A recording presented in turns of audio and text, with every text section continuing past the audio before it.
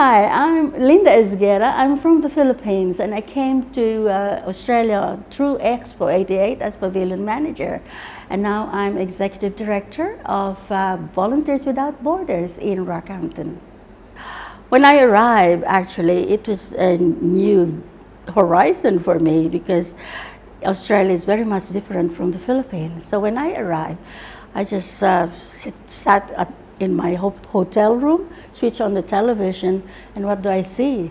A documentary of Filipino mail order brides. And the following day will be actually the meeting of all pavilion managers. So when I went there in the room, I just noticed I was the only woman pavilion manager.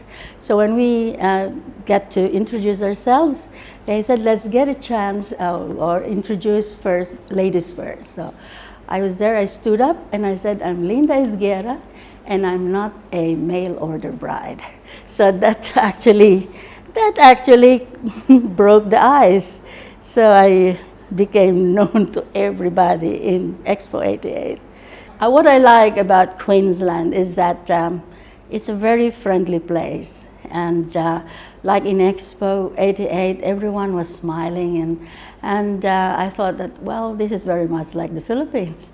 You know, they seem to be a happy place. So I live now in Rockhampton, and Volunteers Without Borders is a group of women of different disciplines. We have politicians, we have doctors, we have nuns, we have everybody from all walks of life who has one idea of helping the poorest of the poor. And that's how we get together. Once a month we join and meet at breakfast and talk about what's our next project. But our baby project is really looking after the homeless, the new migrants, the asylum seekers at Christmas time, when it is one of the loneliest days when you are alone. Oh, in 6 years' time, we had from 14 who attended really the dinner, the lunch, and last year we had 500.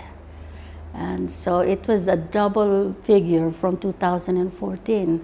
And it's not just actually the homeless and asylum seekers, those who just want to come and be part of the celebration. So 500, so we're looking at doubling that this year. Work we do, we do not only concentrate here in Australia, we do work in the Philippines as well. And it's actually focusing on education.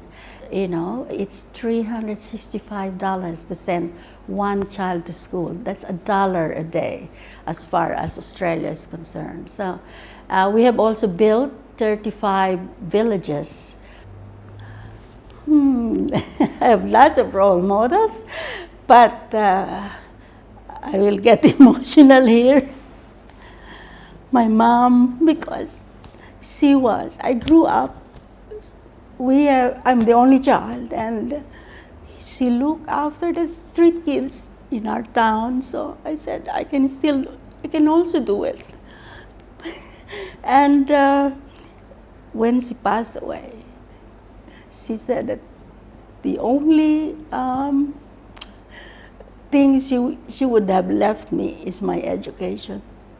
So she sent me to school by washing clothes and ironing clothes and all that. So I'm just giving back. So it's really, and I also live in the motto that if it's less for self, more for others, enough for all. For women who are struggling at the moment, for instance, I advise them to be strong and have strong faith in themselves and strong faith on what they want to do, believe in what they want to do, believe in themselves, and not to worry about what other people say about you, because you know exactly what you are, so, or who you are. So just move on, just strive on.